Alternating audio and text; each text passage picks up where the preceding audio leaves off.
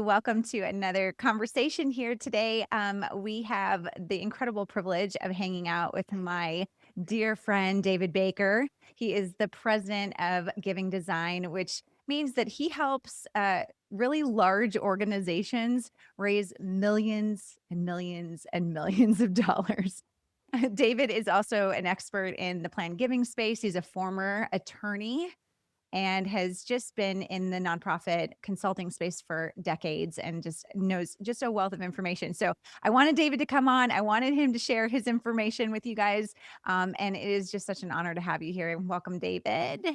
No, thank you. Thank you. So it's, that's probably all more generous than merited, but, it's a recovering attorney. So Recovering. actual attorney still and recovering attorney. So it's like a lifelong process to get out of that. But yeah, recovering attorney. And we do a lot, with planned giving, major gifts, with actually organizations of all sizes, but usually larger. So that's all definitely the Well, and case. you do a ton of work with libraries, museums, that kind of scale of organization. But I mean, but you've helped so many different varieties of organizations, a lot of faith-based organizations as well. And so Museum of the Bible. I mean, you've had tons of experience. Yeah, So we've done a lot. We've done a lot with churches. We work with a couple adoption agencies currently, and then some international aid groups that run orphanages in Eastern countries. Some that we don't talk a lot about, but yeah, we do that still. And then we do a fair amount with pregnancy centers here in the States too. So that's still a big part of what we do. Yeah, very cool. consistent Very with cool. it's consistent with important for us, personally Yeah. as well as professionally. So, well, first of all, tell me why you're so passionate about fundraising. I know you and I both have a passion, obviously, for raising funds, which is such a weird thing. And I know a lot of people say, why do you even like this? This is such one of the things that most people avoid. But why are you so passionate about fundraising? Um, boy, so we're going to jump right into theology. Is that okay? Can we, can Sure. we do Yes. that? Let's do this. So I think when I think, so sometimes, we use like big words like philanthropy and things like that. And I think that's kind of missing. We lose stuff when we do that. We lose the heart of things. Because at the end of the day, I think what motivates me to be in this field is a response to what Christ has done for us. Right. So, so we're doing this just a few weeks after Easter, and that's the greatest gift, and it's the gift to all of us. And, we just have to appropriate it for ourselves. And that is the example that motivates the rest of it. So, I think it trickles into all of this stewardship stuff where you start realizing things I have aren't mine, they're actually his, and I need to be leveraging them for, his glory and for his kingdom and, all that the resurrection is about. So it's that power that really facilitates this. And then, so I think that's the personal response. It's why do we give? And then, why do other people give? And then the other piece, though, I was mentored a long time ago by a gentleman who is in heaven now. I can't wait to see him again. He kind of took a Paul approach to this. Paul said, he was in Philippians, he said, "It's not that I seek the gift, but I seek for the profit, which is to your account." So he actually said, this is when, he said he can do all things through Christ, which strengthens him. And that was about living, at whatever means he had at the time provided by Christ. That wasn't about, kicking field goals and all the things we kind of misapply that verse to, right? It was actually about how do I live in the state I'm in and how do I be content? Not how do I succeed in sports? How do I actually live real stuff? And then he said, when you're supporting this mission work, it's not about me, it's actually about you and God. And I think if you can actually, you didn't tell me we're going to talk about this, so my face is probably even getting red.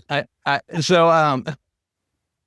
is super important because the approach, I know fundraising is not fun for a lot of people, and they just can't ask. And it's it seems, weird, and it's too prying, and it's personal. And I'm well, yes. And everything we just talked about is super personal, right? Yeah. What Christ did is super personal.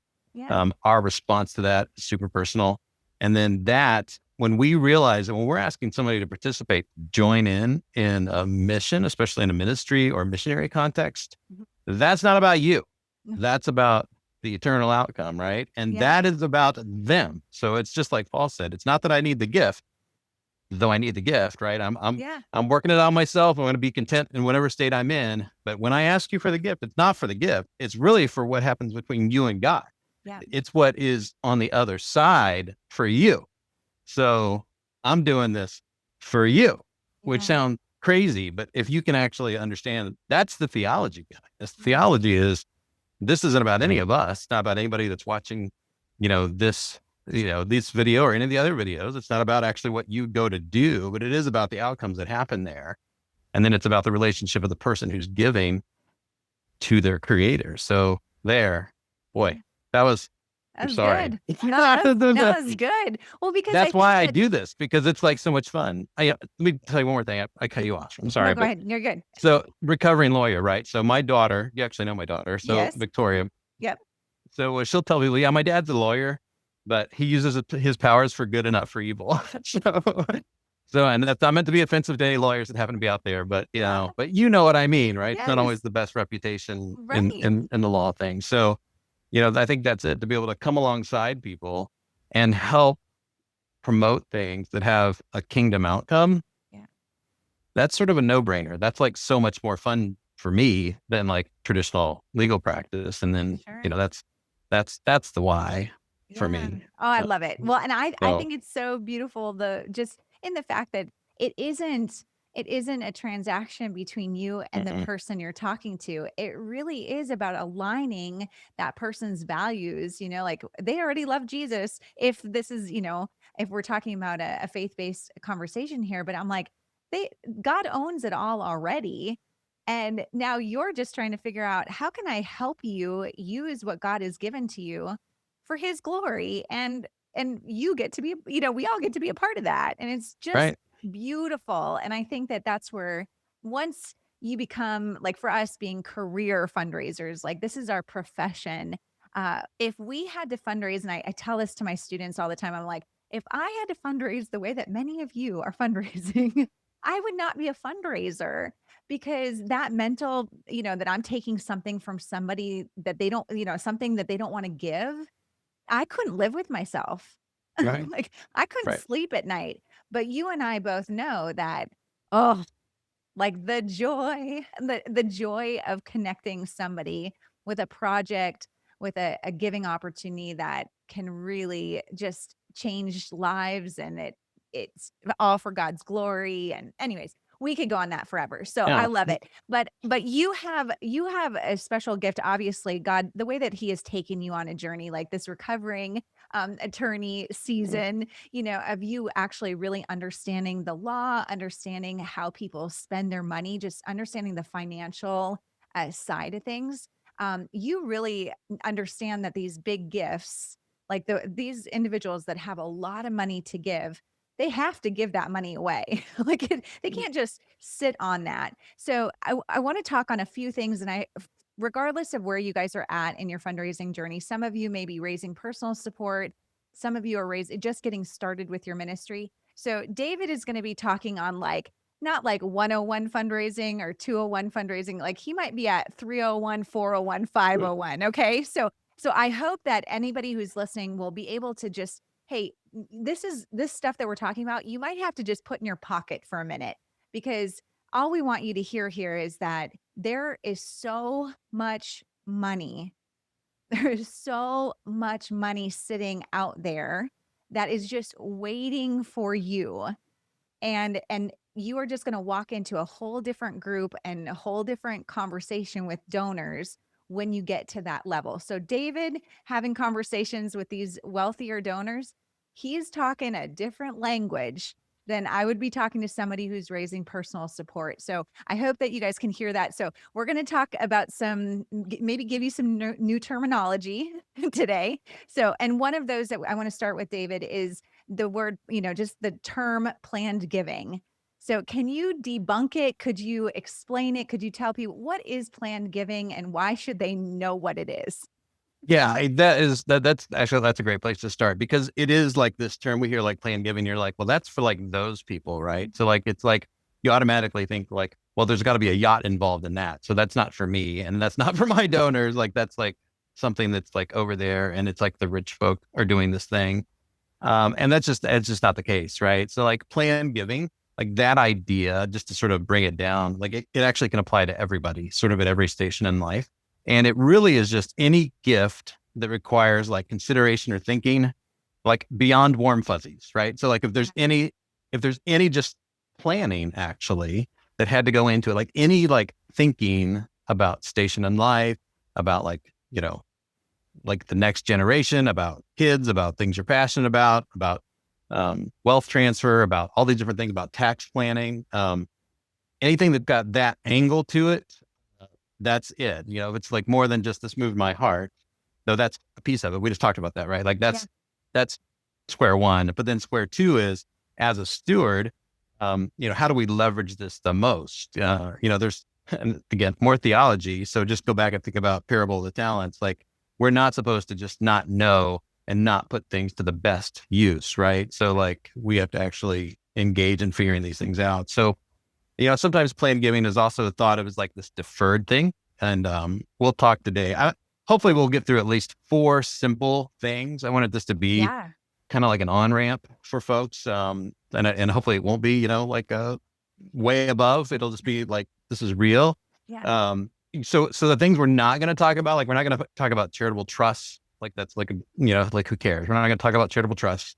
We're not going to talk about charitable gift annuities. We're not going to talk about a lot of the buzz things that I think people like you and I probably do what, I do all the time, like lead with that. And those are the things that like, well, I don't know anybody that's got a charitable trust. So Yeah. like, why would I do that? And if you go like organization to organization, even like large organizations, it's like so one of my museums, like how many gift annuities or charitable trusts have they had in their entire history? I think the answer is 3. Yeah. So as plain giving professionals, when we focus on that, that's like, it's actually a disservice because there's a lot we can do before we get there. Are those legit? Sure. But there's probably professional advisors in tow that are already doing that. Yeah. So if you're just relationally connecting with your donors and like serving them and demonstrating the outcomes that come from what you do, those will probably happen. And you don't have to know about a charitable trust or a charitable gift annuity or anything complex. In my opinion, I think there's some more simple things that we can do. Yeah. But to go back to the deferred, it's like some things are immediate and then some things are deferred, right? Yep. So, and it's one of those things like, but not all planned gifts are deferred. So we say, this is like a little technical, but we'll say all deferred gifts are planned gifts. So if we had to do something that's going to happen later in time, something has to occur before the gift happens. So it is deferred. That's always a planned gift, but not all planned gifts are deferred. So there are some immediate ones. That's what we want to talk about. So just to kind of let people kind of wrap their mind around, okay, this can be a now thing, not just a future thing, which is why I think it's really relevant for like pretty much anybody that's listening. So, Yeah, really that great. help? Okay, just to simplify it, like when you hear the word planned gifts, basically what you just said is a gift that's planned. Simple.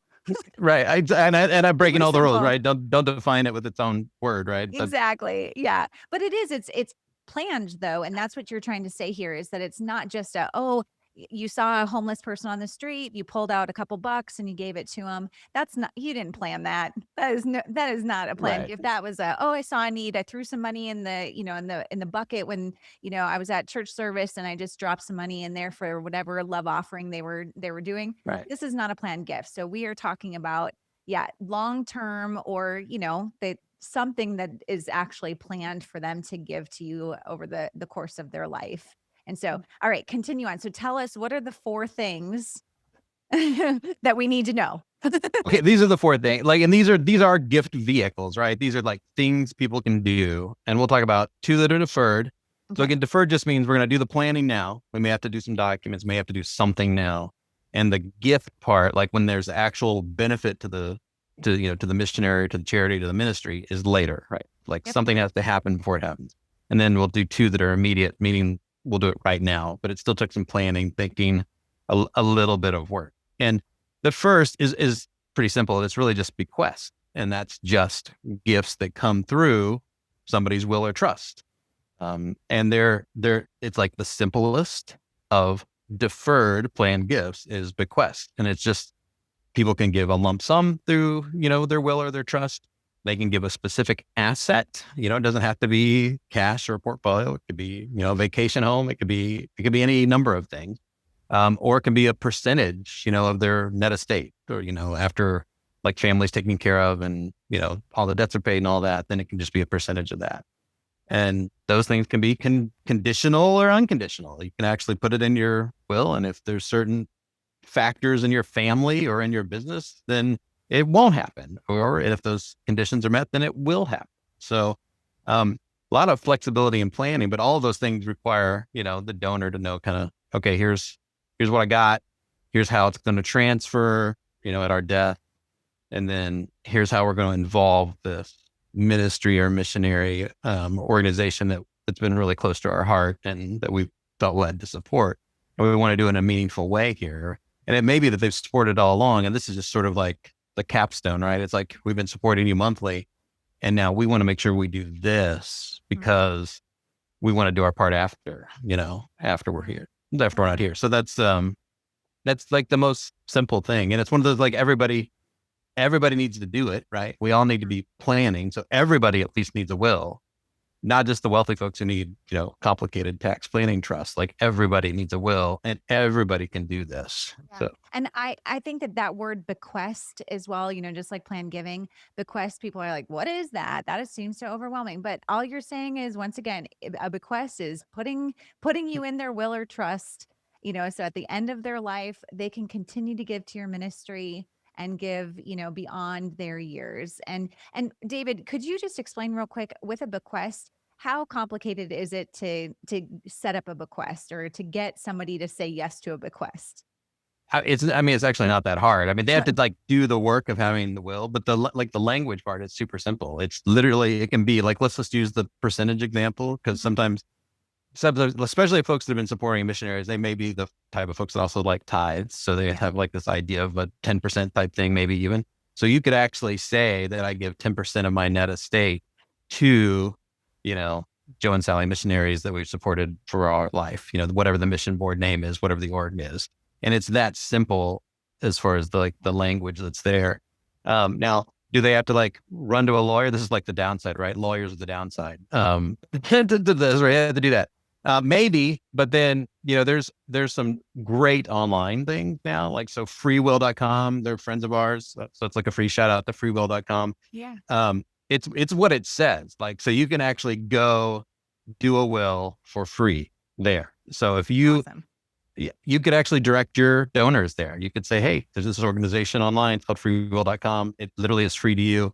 The way they make money is they actually go to like really large charities and they'll like sell a subscription and like a sort of a private labeled version. So because they walk through the whole thing. Here's your family, here's your estate, all the stuff. What do you want to do with it? Who do you want it to go to? And then in their interview online, it'll be in like, and how would you like to give money to charity out of your estate? And here's the ways you can do it. It's super clear. Like, anybody can figure it out. So they make their money because they'll sell a private label version. And like, so then, Friends of the Furry Critters or XYZ Church or whoever is like in there. It's like, so would you like to give a gift to the American Cancer Society or American Heart Society, whatever is like there. But you don't have to do that. You can just go to their site and you can just do a will, like, you go do one today, Exactly. Well, and that's why I was going to say that anybody who's and it's listening, literally free. right? So, Like, if you don't have a will, and I know everybody is super charitable, who are right. part of this, because it's like they know what it means to receive, and so a lot of them are given as well. But I mean, like, that's what I think. Even at the beginning of our conversation, you saying that planned giving is something for all of us. And that we all can do a bequest for our favorite charities or for our favorite missionaries and be a part of that as well. So that is so awesome. Thank you, David, for sharing that. Because I think, really the plan giving and bequests, for some reason, that just seems like it's foreign. It's a foreign Well, the language. words are weird. You like Yeah. bequest. It's like, well, I don't even know what that is. Yeah. And how do I bequeath? How do I bequeath my I don't cash, bequeath on a my daily life? basis. So it's really Well, just, how do I give through my will or trust, yeah, to, and you forget that some of these people who may not look like they have a lot of money, I mean, like, they have a house, they have, stuff that, and you have no idea what else they got going on. So if they were to give 5% or 10% to your ministry, that could be a really significant gift to your cause. So anyways, okay, keep going. You got Good. one more deferred. One more deferred. Yeah. Yeah. And these are basically just beneficiary designations. Okay. So, and this is instead of having to go to a lawyer, it's probably just like requesting a form, right? So this is either, from your retirement account from work, or if you have an IRA, from that fund manager. And, you probably had to fill out when you opened them, who your beneficiaries were. And more than likely, if you were married, you put down, your spouse, or you put down kids or whoever. But there's a lot of folks that have other assets, so they don't necessarily need these assets to go to family anymore. So we can, and even life insurance is one of the things that you can do. You can actually change, if I don't need my life insurance, I've got a paid up policy, actually make the charity the beneficiary of the life insurance. So it's literally just a form usually. So it's not hard. It's like a no lawyers required thing, right? Like you can actually just do it. And it makes a lot of sense to give this to charity versus other things, because like if it is an IRA, for example, so if I give and where I mentioned my daughters, I have 3 kids. So if I gave my IRA and it was like split among my kids, like, after my death and my wife's death, they have to actually pay tax on that at their rate, like when they get it. So they'll probably get it when they're in like a higher income earning stage of life. So that's like a bad asset to give. There's other things that I can give them that have less tax burden that comes with it. Yeah. But if I give it to charity, like the charity doesn't pay tax. So like it's a great gift to give. So I'm giving something that could have tax burden if I give it to my family, but if I give it to ministry, then it's like nobody's paying that tax. And we like that, right? Because that's like Yeah. leveraging more from a kingdom perspective. That is beautiful. And I mean, I have a kind of an adopted grandfather figure.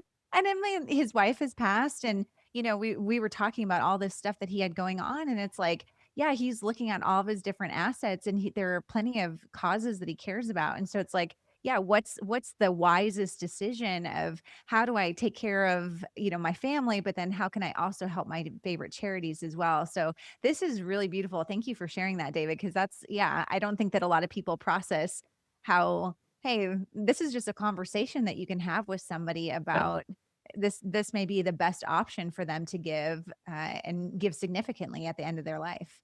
Yeah. And Yeah. it could be, like I said, a better gift. If there's other assets for family, this may be the thing to consider. And that's the planning piece, right? So we said like it's anything beyond warm fuzzy. So I had to like think about it. So I had to like come alongside the donor and say, okay, this is a great thing. You got this thing. And there's probably other stuff you can give to family. If you wanted, they probably already signaled you. They want to make a gift. They maybe even told you that they want to do something at their death. And a bequest is great, but this might be easier, right? This is like no lawyers required, no Yeah. freewill.com even required. This is just like Yes. in a form, Or you can having other probably family download it. members. Right. Yeah, other family members prying in on whatever decision Right. you So want. it's easy, it's private, it happens at your death, it's seamless.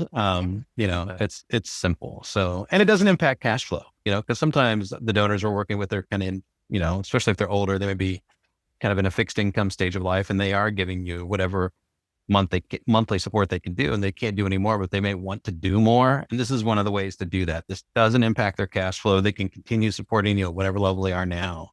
But then they know that when they're not around here from an earth perspective, they've done this extra thing that kind of fills in the gap, replacing that monthly support. So, Awesome. and I think the conversations can be that genuine, sometimes if you've had somebody who supported you for a while, especially like if you've been a missionary and this person that is getting older has supported you the entire time you've been on the field, you need to acknowledge to them, you're going to leave a gaping hole. Like, thank you for what you have done, through your entire life and for, responding to this call to support us.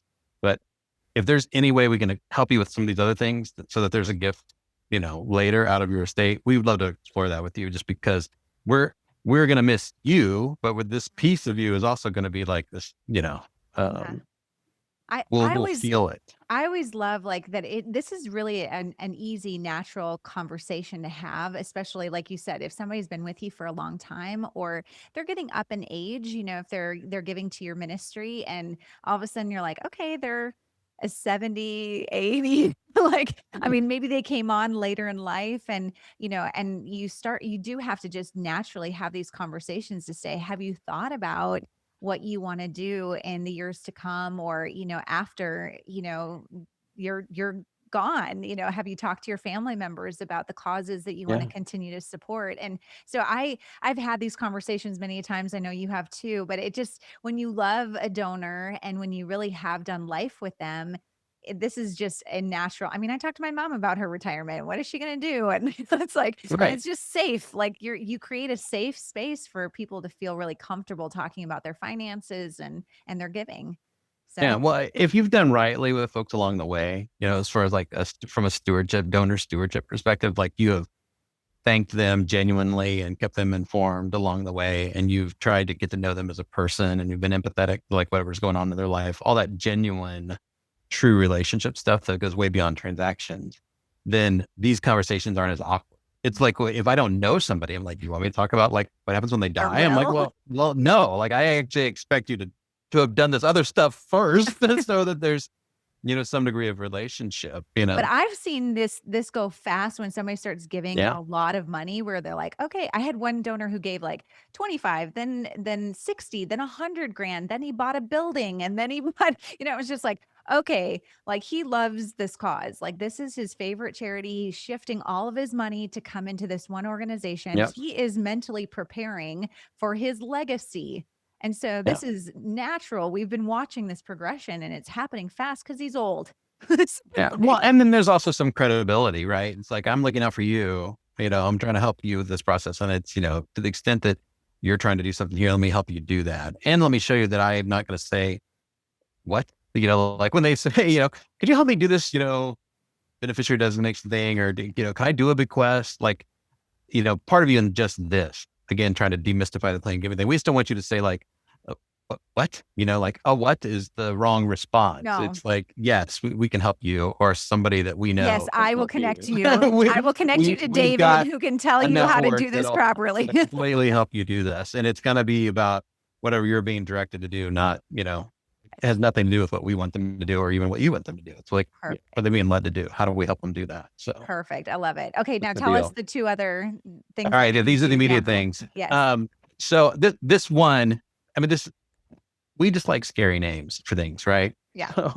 So QCD, like the letter Q, the letter C, letter D, it's qualified charitable distribution.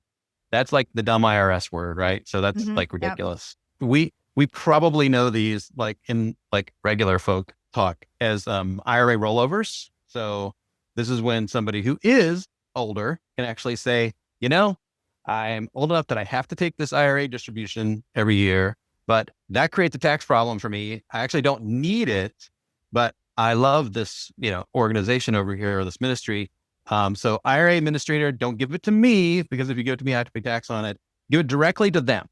And again, like we said, you're tax exempt, so you don't pay tax. So that's a great thing. Now there's no deduction for that because you never recognize the income, right? Like, so, Right. but it just goes there and you don't have to pay tax on it. So IRA rollovers are what we called them to begin with. Like 15 years ago, these started being, it's like, we'd have like 1 year, or we'd have a year and a half, or what they'd give us to them for 1 year, and it'd be like retro for the year before. Like Congress kept doing these really dumb things like that. Yeah. Yeah. And then finally, just a couple of years ago, they were made permanent. Of course, permanent is permanent, right? Right. Never. What, right? Things change every couple of years. We've learned that, right? The Yeah. last, 18 months, that there is no permanent. Right. Right this second, they're permanent in the tax code. So, and they're actually permanent at 70 and a half. So this is for our older donors, right? So at 70 and a half, up to $100,000 a year, that IRA holder can actually say, no, don't give it to me, give it to them. They can actually direct their IRA custodian, and it's still 70 and a half. This is a confusing point just for some. So in the middle of the last administration, towards just some of the changes that were made, there was a provision that said, okay, at 70 and a half, you don't have to take money out of your IRA. You can wait till you're 72 and a half, depending on when you turn those ages, right? So it used to be 70 and a half. Now it's 72 and a half. Well, the QCDs, these IRA rollovers, are still 70 and a half. So even though I don't have to take the money out now, depending on when I turned those ages, so I may be the person who doesn't have to take the money out till I'm 72 and a half. As soon as I get to 70 and a half, I can actually start doing it. I can still say, okay, even though I don't have to take it, you can still give it to the charity, and it's still a qualified thing. So Yeah. it's just a super simple thing. I actually had one of our clients, this was last week. sent me a text, a screenshot of a check. It was like $5,623.72. And they're like, what in the world? And it was like Yeah. drawn on a brokerage account. And I said, okay, either they gave you stock and did it in an expensive way, or this is a QCD. And they're like, what? And I told them the whole thing, just what we just did. And then today I get a text that said, oh yeah, that odd gift was a QCD. So Yeah. I was like, Okay. fantastic. Perfect. Which goes to the point, like, so again, it can be up to $100,000. It doesn't have to be No. $100,000. It was an easy way for this donor to give to this organization. Great. She had this little over $5,000 chunk that she was able to say, hey, yeah, I don't want that. Give it to them. And that made a great major gift, Yeah, like, sure. Absolutely. so, I mean, there's probably lots of folks in the, watching this who would take $5,000. Absolutely. We will Yes. take 100 also, but we will take 5. So it's Yes. good either way. So good. Awesome. That's great. Okay. And what's the final one? All right. Final one. It is stocks, like stocks and mutual funds. Like the market, you have to be like living under a rock to not know, right? Yeah. Tons of capital appreciation over the last, almost 8 years now. Yep. Just unprecedented growth, incredible growth in the last 4. So there's a tax benefit to giving appreciated property, right? So I can give stock, I get a deduction for the current fair market value, regardless of what I paid for it. This is the way the law is right this second. Lots of talk out there about that could change, but maybe this part won't. But the charity has to have a brokerage account in order to like receive gifts of stock. So it's like, assignment 1 is make sure I've got a brokerage account, right? So, any Edward Jones rep, any Merrill Lynch person, any of those people can do this for you, and they'll probably be happy to do it. They'd probably love to learn about your ministry.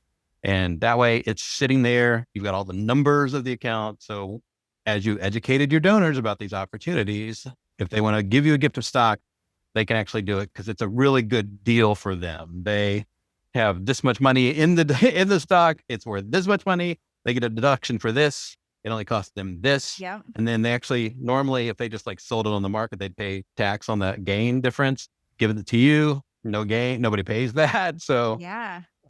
you just have to have it. You have to have a brokerage account. You have to work with your donors on gift to stock. And, it's one of those things where if a donor doesn't know, what to do with it, they probably won't even bring it up. But as soon as they know you can, then they're going to be like, okay, they know what to do with it. I can actually make my gift this way. And that is why we're having this conversation, and why I wanted to have this conversation with you in particular, because I think that people they just are overwhelmed by it. And like you said, if somebody says, hey, can you take a gift of stock, or can you take a gift of, property or a car or any of that kind of stuff, you want to always say yes.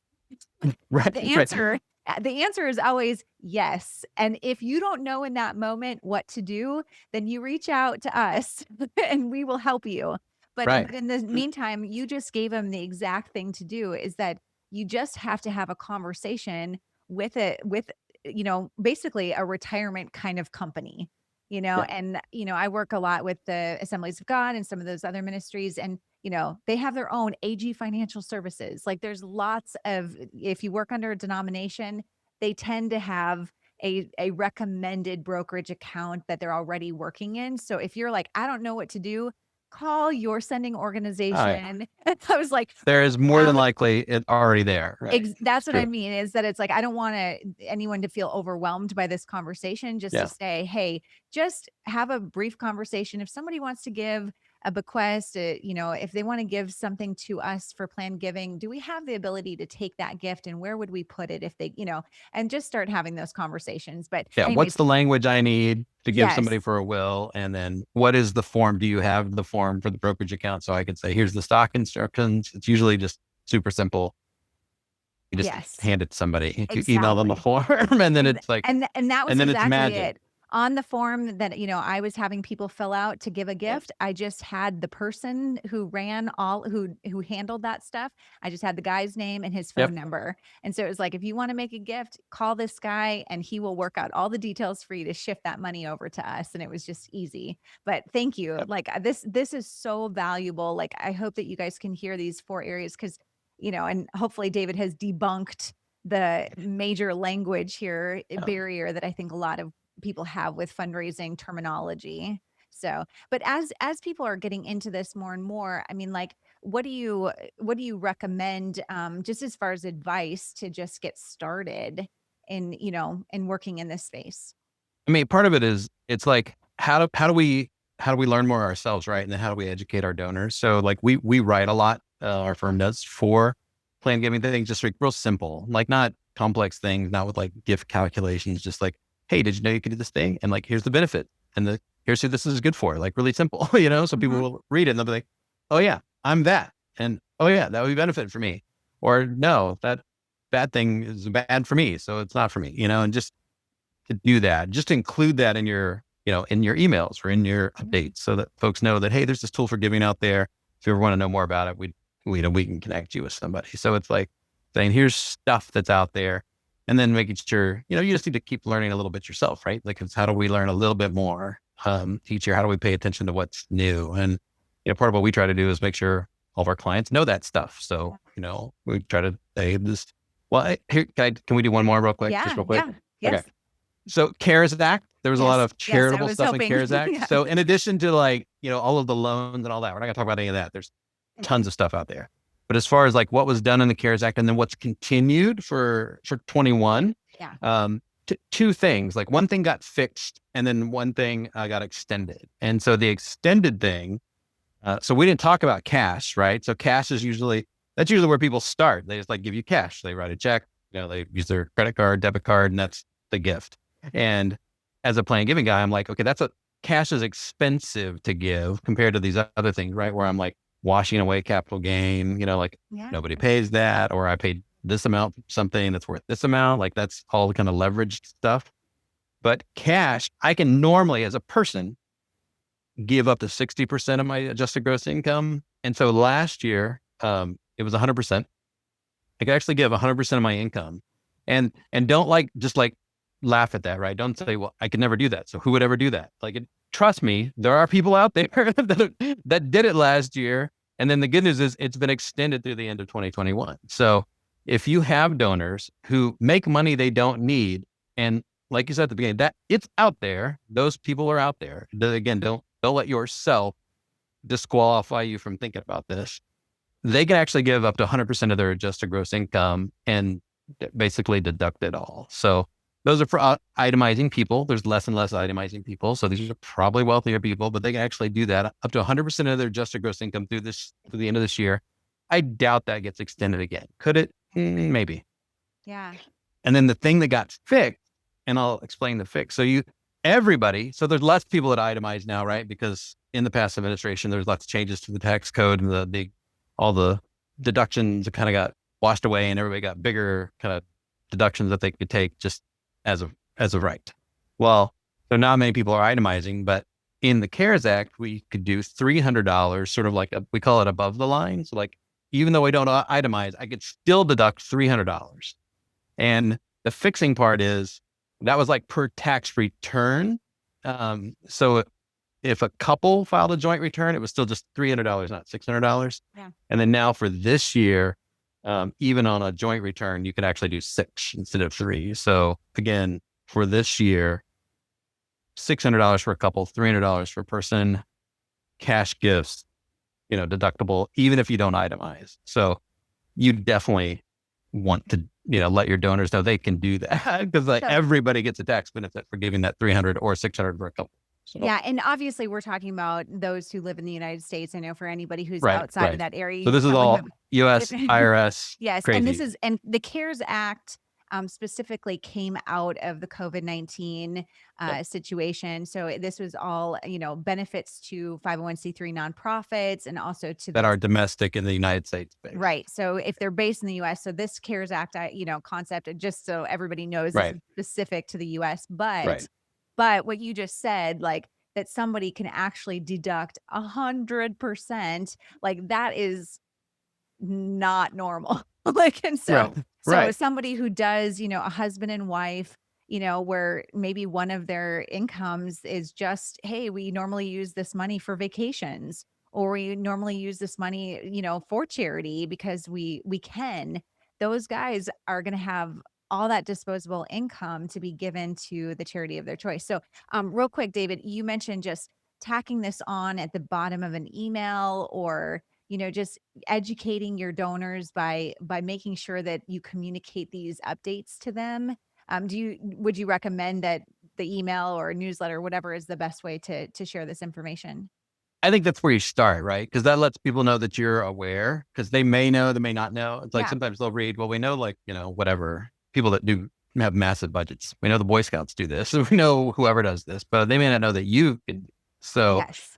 kind of planting the seed that, oh yeah, I can do that here too, is really a first step in sort of that credibility. And that's like cultivating too, just so that they know, oh yeah, I can actually do that here. And then you can even ask later, hey, did you see those? Have those been helpful? We've done, highlighted these couple things over the last year, like ways to give. Do you want to know more about any of those? It just gives you something to point to, we did this, Yeah. whether it's in a newsletter, it's on Facebook, it's wherever it is, was that helpful? We'd like to do more.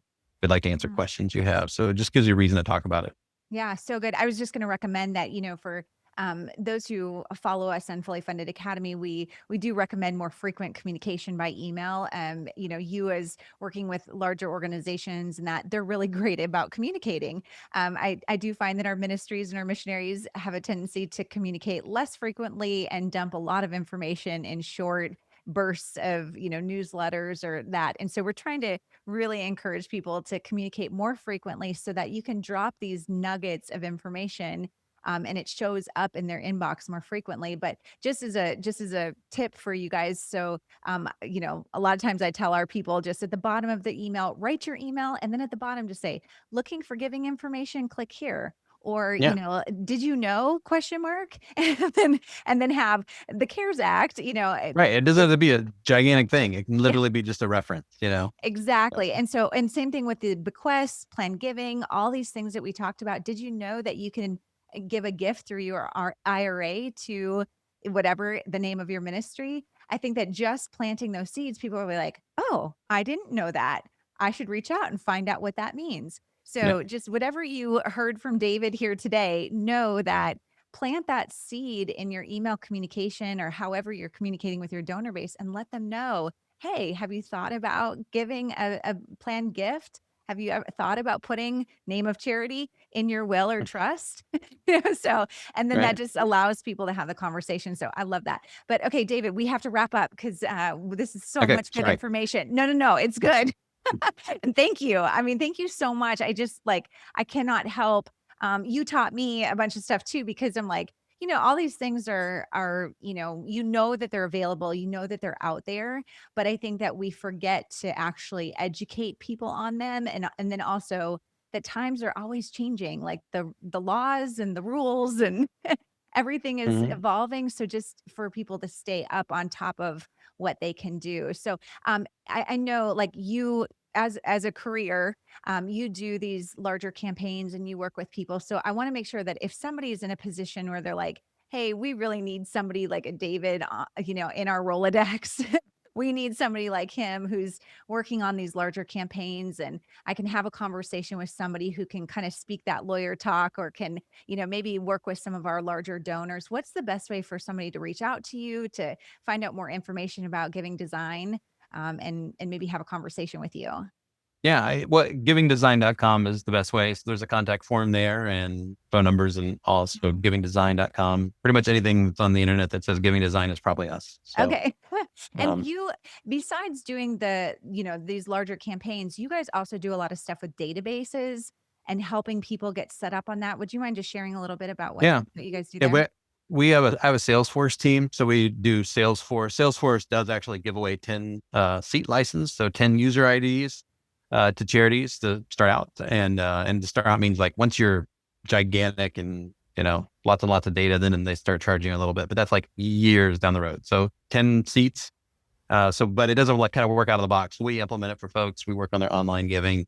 We got some super simple, really, phone responsive giving forms. That continues to go. So online giving is a big deal. If like you don't have a way for people to do that, we need to talk to you. Like you have to do that, especially in COVID. Like the numbers just kind of broke through all the records again last year, as far as like the people giving online. Like that was the way they gave. So And it continues to be. So you have to be able to accept those gifts. So yeah, we do Salesforce and online giving and the integration of all that and the marketing as well. So Yeah, it's because sort of the major gift world and the Salesforce world.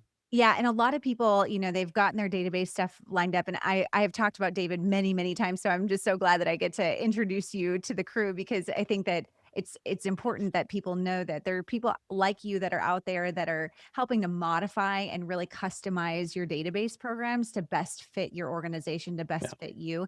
Now, I would not recommend doing Salesforce if you're a one-person missionary. I mean, get a spreadsheet, Right. use your, the recommended, database system that your sending organization is recommending to you. But if you are a nonprofit organization, you're getting started or you're launching that 501(c)(3), like you said, 10 people or less, and you're like, oh, we really need something that's more robust that can handle the online giving stuff.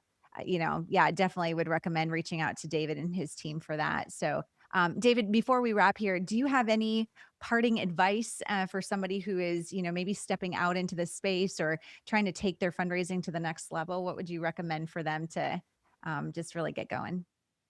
Yeah. I would go back to where we started. So the heart of all of this is the spiritual response.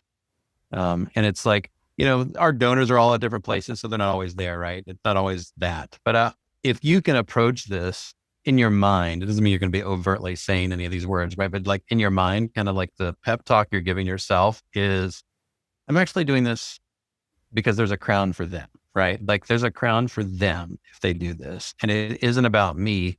That takes pressure off of you as well. And I think it helps you really come alongside people and try to take like what is good for them as your lead. So I think what is good for them, I'm serving them, the donor. That's what you have to wrap your mind around. And otherwise we can trick ourselves into thinking, oh, I'm asking them to support me. And I'm like, well, yeah, but really not, right? Yeah. It's really not them supporting you. It's really supporting the life change, the kingdom impact that happens through what you've been called to do, but it's really not you. Like it's bigger than you. So much And, bigger. but that's like liberating. If you can actually grasp that, then it's easier to have these conversations because then you'll be like, okay, they aren't actually rejecting me and, they can be directed to do something else and that's cool. And I can even help them do that, like Yeah. I'll support that. So I think that's it. It's really like, what is the foundational piece of this work? And it's spiritual before it's mechanical. We talked about a lot of mechanics today, Sure. but that's the first part. And if I can get my mind around that first, then it's easier for me to serve people in any of Yeah. these ways. Oh, thank you for saying that. That is really beautiful because I do think that in the end it really, yeah, if we can just get out of the way. So like if we can just, get out of the way and just really be a resource, giving them information like what you shared today. I mean, just what you shared with our people, I feel like if you guys can take a few nuggets of what David shared with you today and you educate your people, they will be so thankful for the information, for the Yeah, knowledge, and right. just helping them get set up for their future of whatever they want to leave as a legacy, whatever they want to do in the future. And so really beautiful, David. Thank you. Thank you for taking the time out of your busy Yeah. schedule for sharing with our crew here. As you guys know, David's doing this out of the kindness of his heart. He loves Jesus and wants to help as many of you guys get fully funded, just like the rest of our team here. So thanks, David. Love you. I will Yep. see you very soon. I can't wait. I'm glad. Thanks for I letting me know. be here. Yes, appreciate you. Bye bye. All right. Bye.